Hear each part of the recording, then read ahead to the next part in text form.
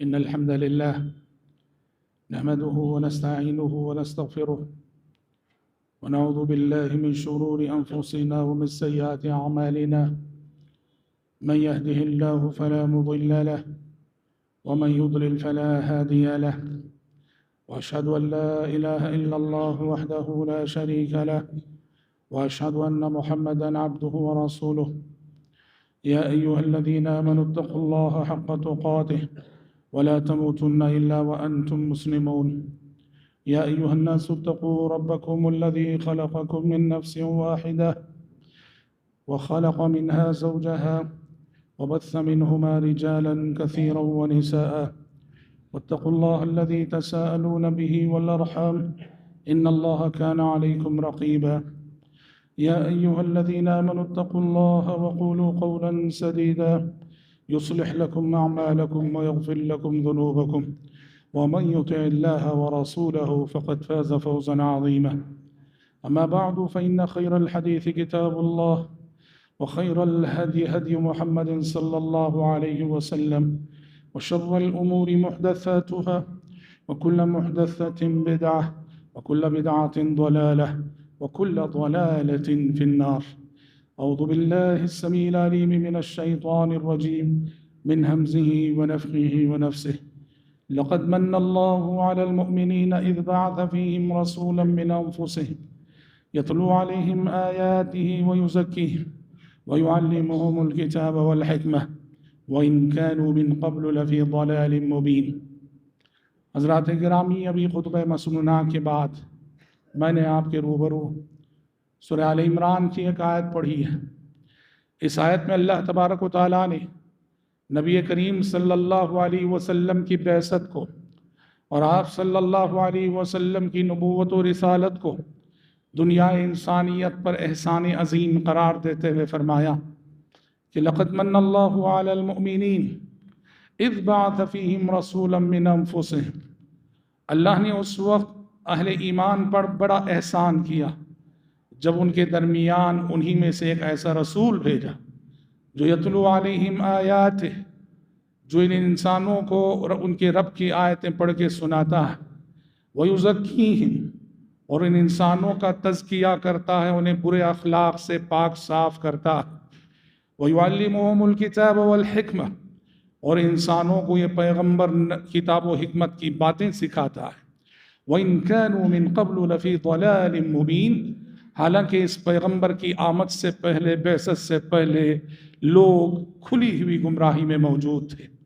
اللہ تعالیٰ نے اس آیت میں نبی کی بعثت کو احسان قرار دیتے ہوئے دنیا میں پیغمبر کے آنے کا مقصد بتایا کہ اللہ تعالیٰ نے نبی کریم صلی اللہ علیہ وسلم کو دنیا میں کیوں مبعوث فرمایا؟ رب کا پیغام سنانے کے لیے، رب کا پیغام پہنچانے کے لیے، انسانوں کو برے اخلاق سے پاک صاف کرنے کے لیے، علم کا نور پھیلانے کے لیے، کتاب و حکمت کی باتیں سکھانے کے لیے اللہ نے ان عظیم مقاصد کے خاطر دنیا میں نبی کریم صلی اللہ علیہ وسلم کو مبعوث فرمایا ہے۔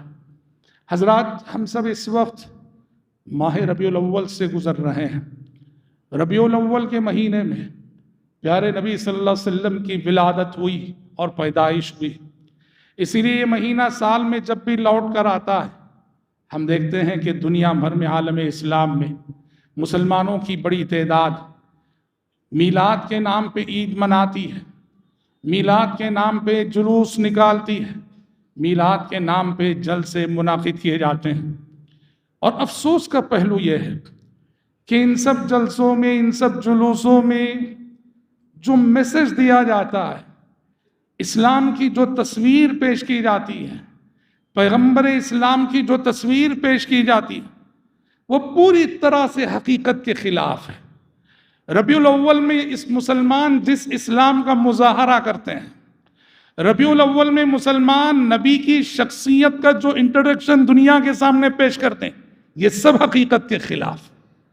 نہ اسلام وہ ہے جو ربیع الاول میں مسلمان بتاتا دکھاتا ہے، نہ پیغمبر اسلام ویسے تھے جیسا کہ ربیع الاول میں دنیا کا مسلمان اپنے نبی اور پیغمبر کو بتاتا ہے۔ حضرات، یہ افسوس کا مقام ہے کہ نبی کریم صلی اللہ علیہ وسلم کا تعارف خود یہ امت غلط طریقے سے دنیا انسانیت کے سامنے کراتی ہے۔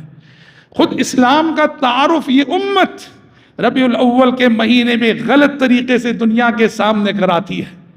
پیغمبر وہ نہ تھے جو میلاد کے جلسوں میں سمجھایا جاتا ہے، اسلام وہ نہیں ہے جو ربیع الاول کے پروگراموں میں جلسوں میں دکھایا جاتا اور بتایا جاتا ہے۔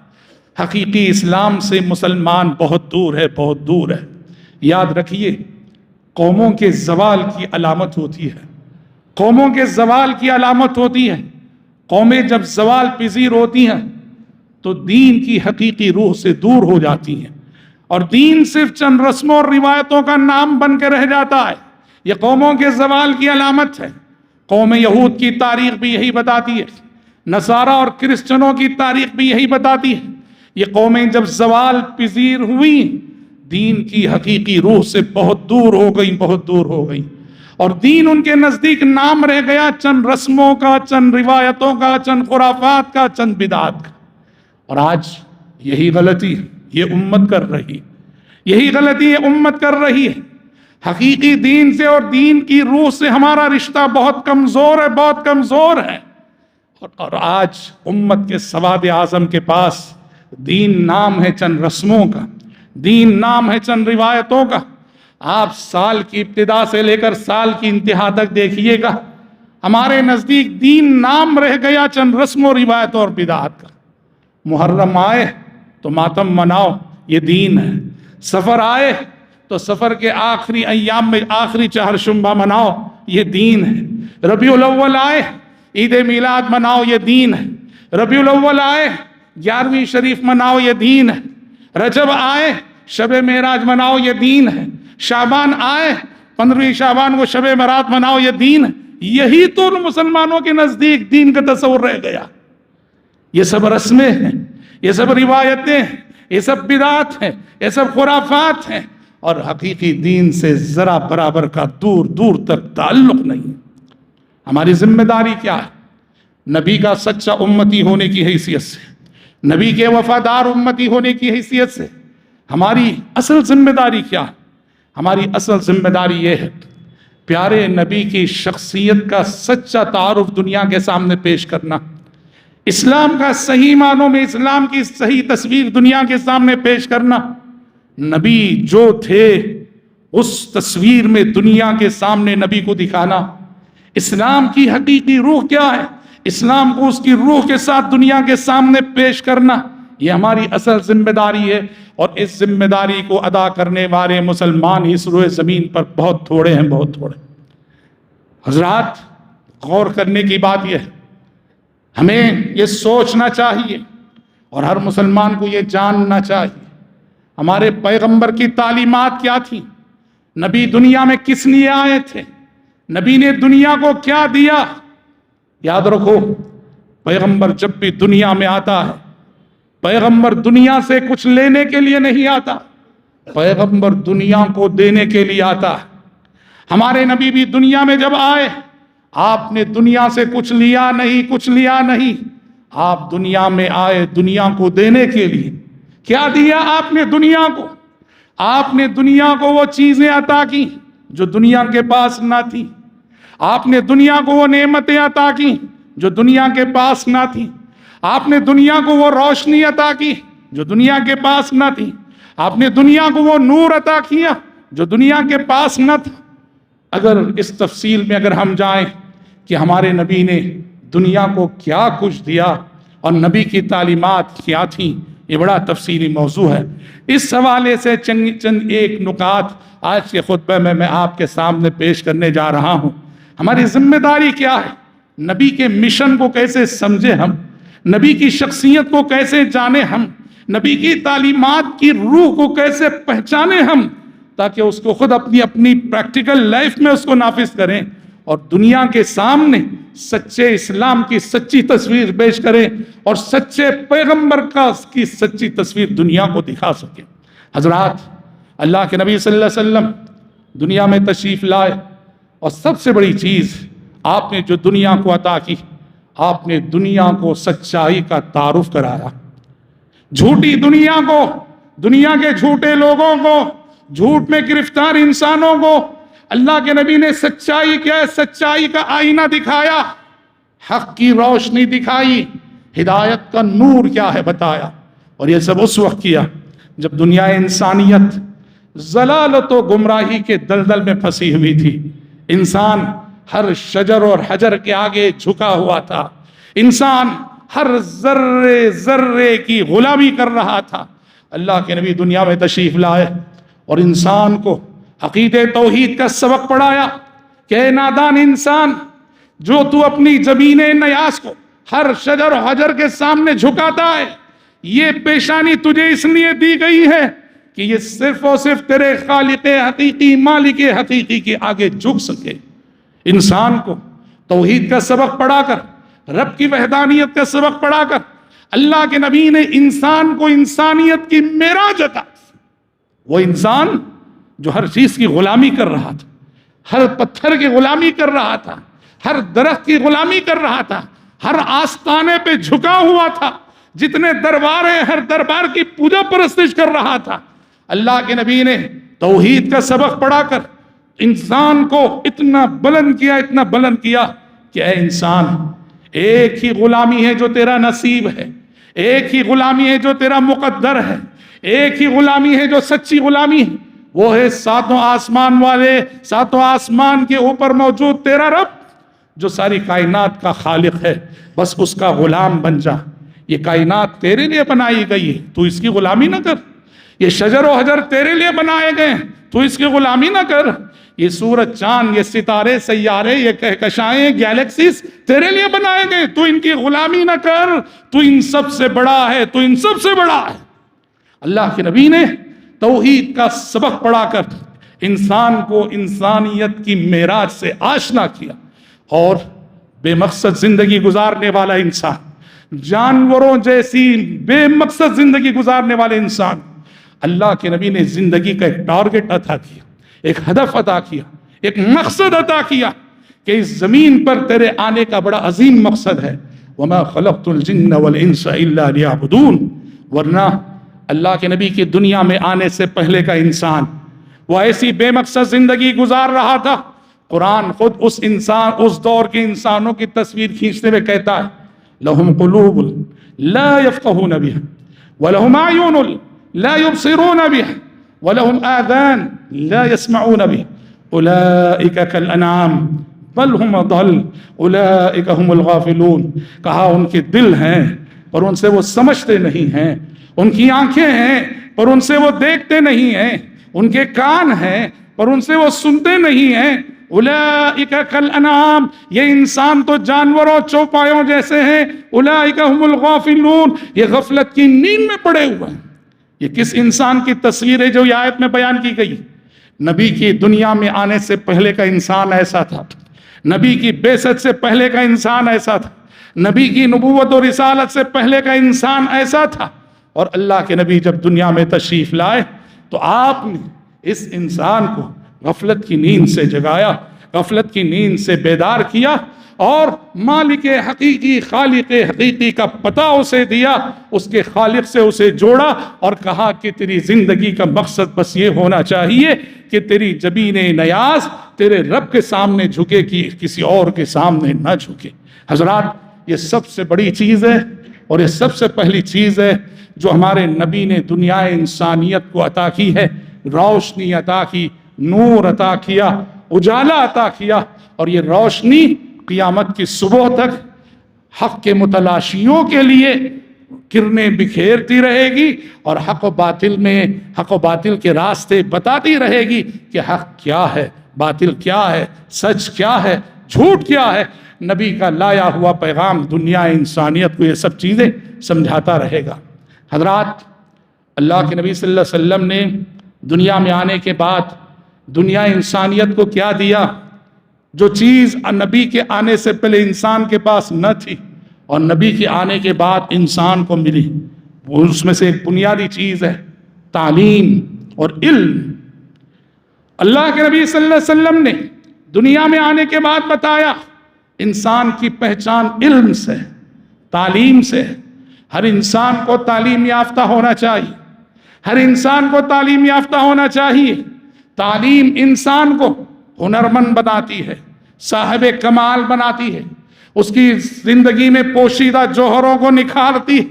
اللہ کے نبی نے تعلیم زیور تعلیم سے انسانوں کو آراستہ کیا، علوم و فنون کی دولت دنیا کو عطا کی، علوم و فنون کی مشعل دنیا کو عطا کی۔ آج بھی انصاف پسند دانشوران، غیر مسلم دانشوران مانتے ہیں کہ آج سائنس کے نام پہ جو بھی ترقی دیکھی جا رہی ہے نا، اس ترقی کے معمار اول، اس ترقی کے بانی، اس ترقی کے فاؤنڈر مسلمان رہے۔ یہ اور بات ہے کہ بعد میں مسلمان پیچھے ہو گیا اور یورپ علوم و فنون کی اس مشعل کو لے کے آگے بڑھ گیا۔ اللہ کے نبی نے انسان کو یہ پیغام دیا، یہ سبق سکھایا کہ تعلیم تمہارا جوہر ہے، تعلیم تمہاری طاقت ہے، تعلیم تمہارا ہتھیار ہے۔ اے انسان، تجھے پڑھنا چاہیے، لکھنا چاہیے، سیکھنا چاہیے۔ جو پڑھے گا وہ بڑھے گا، جو پڑھے گا وہ بڑھے گا، اور جو نہیں پڑھے گا وہ جہالت کی دلدل میں پھنسا رہے گا۔ نبی بھیجے گئے، اس امت میں بھیجے گئے جس امت کی پہچان ہی یہ تھی کہ یہ امی قوم ہے، امی قوم ہے۔ عرب قوم نہ لکھنا جانتی تھی، نہ پڑھنا جانتی تھی۔ پوری عرب قوم میں لکھنا پڑھنا جاننے والے انگلیوں پہ گنے جاتے تھے۔ فلاں شہر میں ایک شخص ہے جو لکھنا پڑھنا جانتا ہے، فلاں شہر میں وہ 5 افراد ہیں جو لکھنا پڑھنا جانتے ہیں۔ پوری کی پوری قوم امی تھی۔ امی قوم میں اللہ کے نبی صلی اللہ علیہ وسلم ایک معلم بن کر آئے۔ آسمان سے آنے والی پہلی وحی کا پہلا لفظ تھا اقرا۔ جو قوم پڑھتی نہیں تھی، جو قوم پڑھنا نہیں جانتی تھی، اس قوم کے نبی پر آنے والی آسمان سے پہلی وحی کا پہلا لفظ اقرا۔ پڑھیے پڑھیے پڑھیے، اقرا بسم ربک الذی خلق۔ اے پیغمبر پڑھی۔ اسی لیے یہ امت اقرا ہے۔ امت مسلمہ کیا ہے؟ یہ امت اقرا ہے۔ یہ وہ امت ہے جس کا آغاز اقرا سے ہوا ہے۔ یہ امت اقرا ہے۔ اگر یہ تعلیم میں پیچھے رہتی ہے، اس امت کے لیے بڑی شرمندگی کی بات ہے کہ جس امت کا آغاز ہی اقرا کے پیغام سے ہوا، پڑھو کے پیغام سے ہوا، وہ امت تعلیم میں دوسروں سے پیچھے رہ جائے، یہ بڑی شرمندگی کا باعث ہے۔ نزول قرآن کے بعد اللہ کے نبی صلی اللہ علیہ وسلم نے تعلیم کو اتنا عام کیا، معاشرے کے آزاد تو آزاد، غلاموں اور لونڈیوں میں بھی علم کا شعور آیا۔ آپ سیرت پڑھیے نبی کی، صحابہ کی زندگیاں پڑھیے، آپ دیکھیں گے اس دور کے غلاموں اور لونڈیوں میں نبی کے آنے کے بعد کیسا تعلیمی شعور آیا۔ دینی تعلیم تو آپ نے دی ہی، دینی تعلیم کے ساتھ ساتھ اللہ کے نبی نے عصری علوم جسے کہتے ہیں، دنیاوی علم جسے کہتے ہیں، قرآن کی شکل میں دنیاوی علوم کا خزانہ بھی امت کو عطا کیا، انسانیت کو عطا کیا۔ نتیجے میں آپ اسلام کی پہلی صدی اور دوسری صدی کی ہسٹری پڑھیے، آپ ابتدائی 3 صدیوں کی ہسٹری پڑھیے، آپ دیکھیں گے اس امت نے جہاں بڑے بڑے مفسر پیدا کیے، بڑے بڑے محدث پیدا کیے، بڑے بڑے فقہا پیدا کیے، بڑے بڑے بلغاء، شعراء، ادباء، فصحاء پیدا کیے، وہیں اسلام کی ابتدائی 3 صدیوں کی تاریخ بتاتی ہے اس امت کی تاریخ میں بڑے بڑے سائنسدان پیدا ہوئے، بڑے بڑے سائنٹسٹ پیدا ہوئے۔ ایک طرف دینی علم میں مہارت رکھنے والے، ایک طرف عصری علوم میں مہارت رکھنے والے۔ آج بھی سائنس سے تعلق رکھنے والی کتابیں جن تاریخ کے جن نامور سائنسدانوں کا حوالہ دیتی ہیں، ان میں آپ دیکھنا بڑے بڑے سائنسدان مسلم سائنسدان ہیں، جو اس بات کا ثبوت ہے کہ اللہ کے نبی صلی اللہ علیہ وسلم کے دنیا میں آنے کے بعد امت مسلمہ کے اندر اور امت مسلمہ کی بدولت دنیا کی دوسری قوموں کے اندر تعلیمی شعور آیا اور سب پڑھنے لگے۔ آپ بتاؤ دنیا قیدیوں کے ساتھ کیا سلوک کر دیا؟ آج دنیا کی کسی بھی قوم کو لے لو، امن کے نعرے لگانے والی دنیا کی بڑی بڑی طاقتیں، لیکن اپنے سیاسی قیدیوں کے ساتھ کیا سلوک کرتی، کیسی اذیتیں دیتی ہیں، کیسا توہین میں سلوک قیدیوں کے ساتھ کیا جاتا ہے۔ لیکن قربان جائیے نبی رحمت صلی اللہ علیہ وسلم پر اللہ کے نبی نے تعلیم کی اہمیت کا شعور دلانے کے لیے بدر میں جب پہلی مرتبہ قیدی آپ کے ہاتھوں گرفتار ہوئے، 70 کافر قیدی آپ کے ہاتھ میں گرفتار تھے، آپ نے کہا ان سے کہ اپنی رہائی کے لیے فدیہ ادا کرو اور چلے جاؤ۔ جن قیدیوں کے پاس مال تھا، پیسہ تھا، دولت تھی، انہوں نے مال کی شکل میں فدیہ ادا کر دیا، آزاد ہو گئے، چلے گئے۔ کچھ قیدی ایسے تھے جن کے پاس فدیہ دینے کے لیے مال نہیں، روپیہ نہیں، پیسہ نہیں، تو نبی نے ان سے کہا تمہارا فدیہ یہ ہے، تم لکھنا پڑھنا جانتے ہو، تمہارے سامنے میں انصار کے چھوٹے بچوں کو بٹھاؤں گا، تمہارے اندر لکھنے پڑھنے کا جو ہنر ہے وہ اپنے اس ہنر کو انصار کے بچوں میں منتقل کر دو، جب تم انصار کے بچوں کو لکھنا پڑھنا سکھا دو گے میں تمہیں آزاد کر دوں گا۔ دنیا کی تاریخ میں قیدی کو یہ عزت کسی نے نہیں دی، قیدی کو کسی نے یہ عزت نہیں دی جو عزت ہمارے نبی اور پیغمبر نے دی۔ کافر قیدی کو، غیر مسلم قیدی کو، جس کے پاس ہنر تھا، علم تھا، فن تھا، اس کے ہنر کی نبی نے قدر کی اور اسے معلم بنا کر، استاد بنا کر امت کے بچوں کے سامنے بٹھایا اور کہا تمہاری رہائی کا راستہ یہ ہے اور تمہاری رہائی کی شرط یہ ہے کہ اپنے لکھنے پڑھنے کے ہنر کو ان بچوں میں منتقل کرو اور تم آزاد ہو جاؤ۔ حضرت زید بن ثابت کو اللہ کے نبی نے حکم دیا یہودیوں کی زبان سیکھو۔ حضرت زید بن ثابت نے 15 سے 17 دنوں میں یہودیوں کی زبان، عبرانی زبان سیکھ لی۔ مطلب یہ ہے اللہ کے نبی نے کہا سیکھو، پڑھو، ہر زبان سیکھو۔ دنیا کی ساری زبانیں اللہ کی بنائی ہوئی، سکھائی ہوئی زبانیں ہیں۔ یہودیوں کی زبان سیکھنے کا حکم زید بن ثابت کو دیا اللہ کے نبی نے، اور 15-17 دنوں میں انہوں نے سیکھ لی۔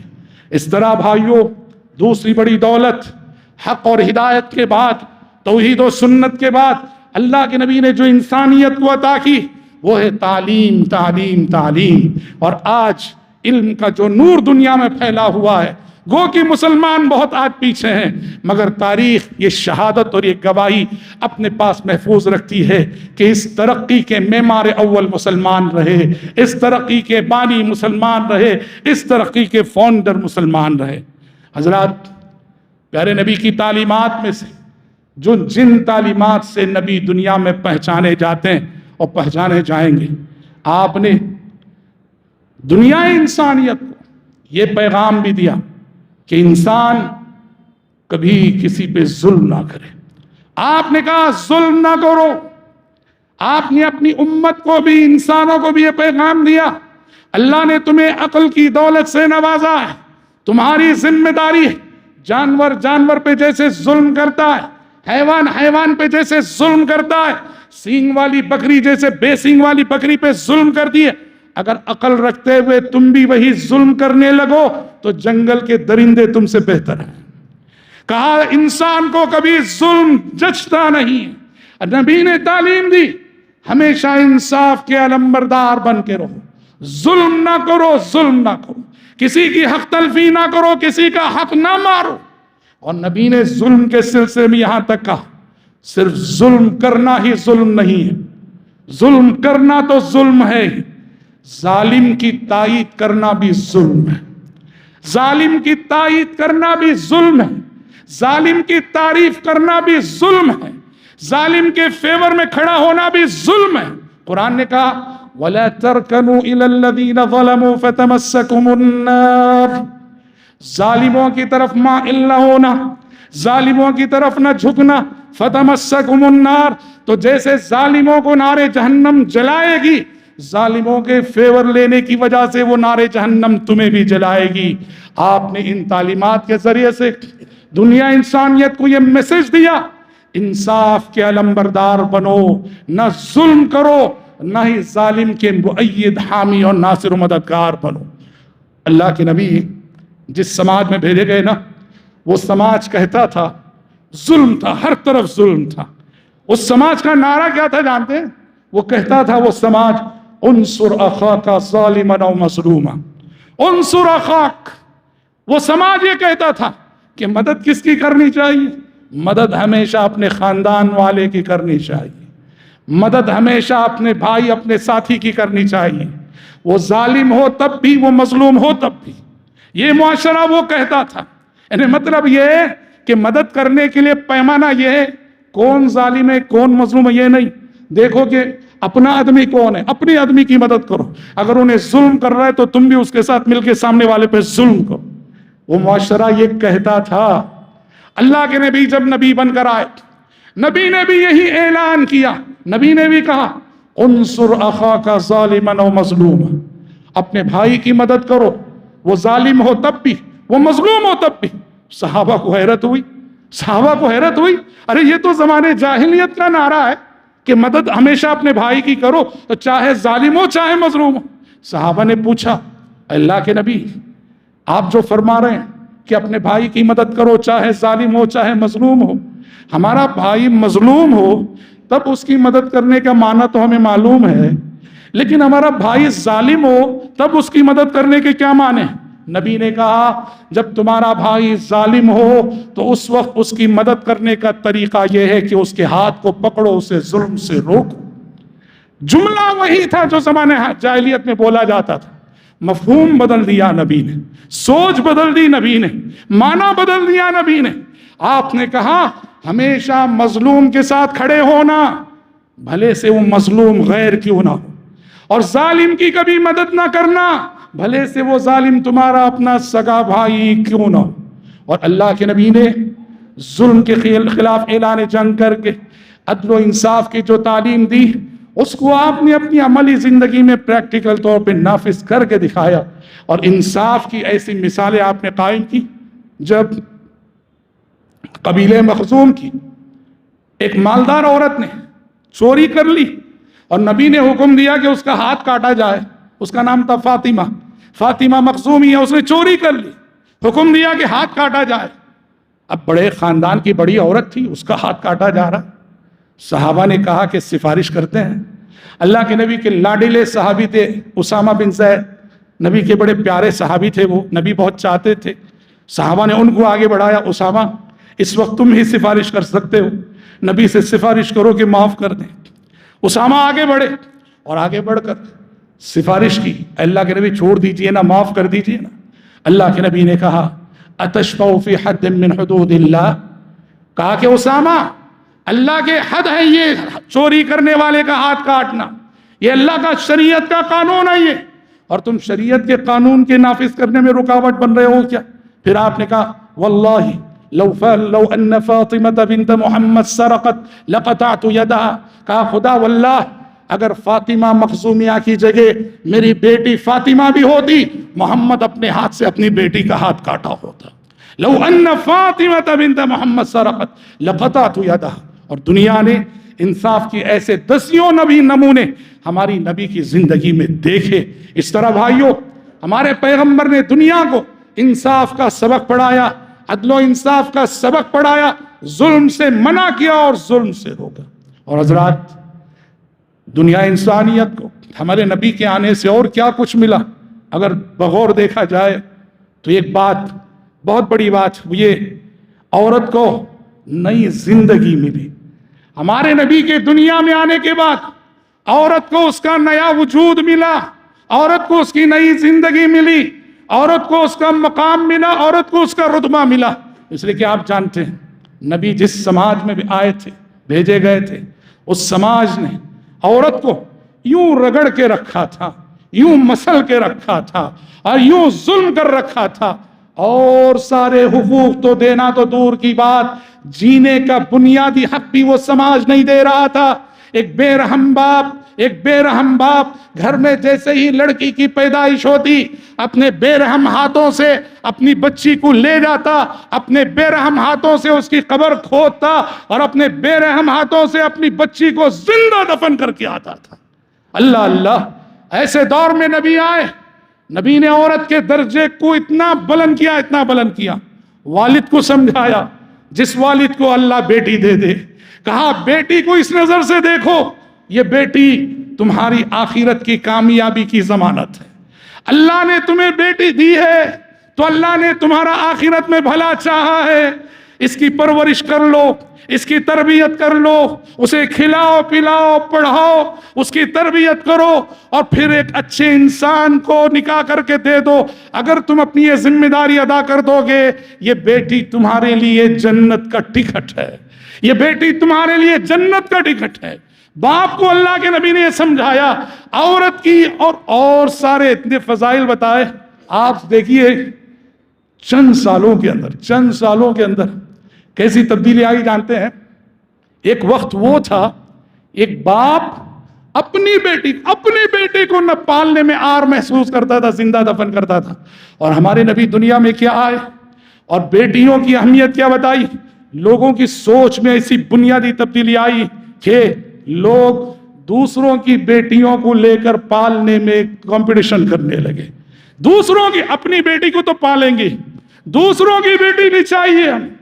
چنانچہ صحیح بخاری میں تو کوئی حدیث آتی ہے، صحیح بخاری میں اللہ کے نبی عمرے کے لیے مکہ آئے تھے صحابہ کے ساتھ، عمرے سے فارغ ہو کر لوٹ رہے تھے آپ، مکے میں حضرت حمزہ جو نبی کے چچا تھے، شہید ہو چکے تھے، ان کی یتیم بچی تھی، حضرت حمزہ کی یتیم بیٹی تھی، وہ مکے ہی میں رہا کرتی تھی رشتہ داروں کے پاس۔ جب اللہ کے نبی واپس جانے لگے، مسلمان مدینہ واپس جانے لگے، وہ یتیم بچی مسلمانوں کے پیچھے پیچھے چلنے لگی کہ مجھے بھی ساتھ لے لو، مجھے بھی ساتھ لے لو، کیونکہ سب رشتہ دار ہیں، حضرت حمزہ نبی کے چچا۔ اللہ کے نبی نے اس بچی کو ساتھ لے لیا، اور مدینہ جیسے ہی پہنچے، اب بچی آئی، نئی بچی ہے کہ اس کا کوئی پرسان حال نہیں، کون پرورش کرے، کون پالے اسے؟ اللہ کے نبی کے پوچھنے سے پہلے 3 صحابہ آگے بڑھ کر آئے، بولے اللہ کے نبی، ایک صحابی نے کہا میں پالوں گا، مجھے دے دیجئے، دوسرے نے کہا نہیں اللہ کے نبی میں حق رکھتا ہوں، مجھے دیجئے، تیسرے نے کہا نہیں اللہ کے نبی مجھے دیجئے۔ ایک تھے حضرت جعفر، ایک تھے حضرت علی، ایک تھے حضرت زید بن حارث، یہ تینوں کہنے لگے مجھے دیجئے، مجھے دیجئے، اس بچی کو میں پالوں گا، میں رکھوں گا، میں پرورش کروں گا، اور ذمہ داری میں لوں گا۔ نبی نے دیکھا تینوں لڑ رہے ہیں، تینوں کمپٹیشن کر رہے ہیں اس بچی کو لینے میں، آپ نے فیصلہ حضرت جعفر کے حق میں کیا۔ کیا بول کے کیا جانتے ہیں؟ تم تینوں مطالبہ کر رہے ہیں، لیکن میں سمجھتا ہوں کہ جعفر زیادہ حقدار ہیں اس بچی کو رکھنے کے، اس لیے کہ جعفر کی بیوی اس بچی کی خالہ ہے، اور خالہ ماں کے برابر ہوتی ہے، الخالۃ بمنزلۃ الام۔ یہ سوچو، یہ معمولی غیر معمولی بات ہے۔ ایک زمانہ وہ کہ اپنی بچی کو پالنے میں ننگوار، اور نبی کے آنے کے بعد حالات کتنے بدلے، ذہن کتنا بدلا، سوچ کتنی بدلی کہ دوسروں کی بچیوں کو پالنے میں کمپٹیشن۔ اسی کو کہتے ہیں انقلاب۔ یہ ہے سچا انقلاب، جہاں انسان انسانیت کے معراج سے آشنا ہوتا ہے۔ حضرات، قصہ مختصر ہی، اللہ کے نبی دنیا میں آئے، دنیا کو دینے کے لیے آئے، اور دنیا کو دے گئے، بہت کچھ دے گئے۔ آپ نے دنیا سے کچھ لیا نہیں، دنیا سے کچھ لیا نہیں۔ آپ کیا ثبوت کہ نہیں لیا؟ اور دنیا سے نہ لینے کا سب سے بڑا ثبوت یہی کہ آپ دنیا سے گئے تو آپ کی زندگی کی آخری رات آپ کے گھر کی غربت کا یہ عالم تھا کہ گھر میں چراغ جلانے کے لیے تیل بھی نہیں تھا۔ حضرت عائشہ کو نبی کی زندگی کی آخری رات کے چراغ کو جلانے کے لیے اپنی پڑوسن سے تیل مانگ کر لینا پڑا تھا۔ جس نبی نے دنیا کو یہ سب کچھ دیا، اتنی عظیم نعمتوں سے نوازا، وہ نبی دنیا سے جا رہا ہے تو اس کی ناداری کا یہ عالم ہے، جو اس بات کا ثبوت ہے کہ نبی دنیا میں آتا ہے، دنیا کو دینے کے لیے آتا ہے، وہ دنیا سے لینے کے لیے نہیں آتا۔ حضرات، پیغام یہ مسلمان ہونے کی حیثیت سے ہماری اور آپ کی ذمہ داری نبی کا یہ انٹروڈکشن اور یہ تعارف دنیا کے سامنے پیش کرے۔ دنیا سلام کرے گی ہمارے نبی۔ میلاد کے جلسوں میں، میلاد کے جلوس میں، ربیع الاول کے مہینے میں جو تقریریں ہوتی ہیں، اس میں نبی کا جو تعارف کیا جاتا ہے، یہ تعارف نہیں ہے، بے ادبی ہے، گستاخی ہے۔ کس کی شان میں؟ اللہ کی شان میں۔ اللہ کی شان میں گستاخیاں کی جاتی ہیں، اور نبی کی شان میں غلو کیا جاتا، جبکہ نبی نے غلو سے منع کیا کہ لا تطرونی کما اطرت النصارى ابن مریم فانما انا عبد فقولوا عبد اللہ ورسولہ۔ نبی نے کہا کرسچنوں نے جیسے حضرت عیسیٰ علیہ السلام کے سلسلے میں غلو کیا، ایکسٹریم ہو گئے، میرے سلسلے میں ویسے غلو کا شکار نہ ہونا، میں بس اللہ کا ایک بندہ ہوں، اس کا رسول۔ تو یاد رہے عید میلاد نام کی کوئی عید اسلام میں نہیں ہے، عید میلاد نام کی کوئی عید اسلام میں نہیں ہے۔ یہ بھولی بھالی عوام کو غلط قسم کے علماء کنفیوز کرتے ہیں۔ نہ خیر القرون میں اس کا ثبوت، نہ نبی کے زمانے میں، نہ خلفائے راشدین، نہ صحابہ، اور نہ ہی ائمہ اربعہ، نہ امام ابو حنیفہ، نہ امام مالک، نہ امام شافعی، نہ احمد۔ خیر القرون میں کبھی اس کا وجود نہ رہا۔ بعد کے ادوار میں بادشاہوں کی شروع کردہ بدعت ہے یہ، جسے آج ہم نے دین کا مقام اور دین کی حیثیت دے رکھی ہے۔ رب العزت سے دعا کرتے ہیں کہ اللہ تبارک و تعالی ہم سب کو، آپ سب کو اس مہینے میں اور سارے مہینوں میں جو بدعت و خرافات ہوتی ہیں، اللہ ان سے ہماری حفاظت فرمائے۔ نبی کی سچی تعلیمات کو اپنی عملی زندگی میں اپنانے کی اور دنیا کے سامنے کما حق کو پیش کرنے کی توفیق اللہ ہم سب کو عطا کرے۔ اللہم آمین۔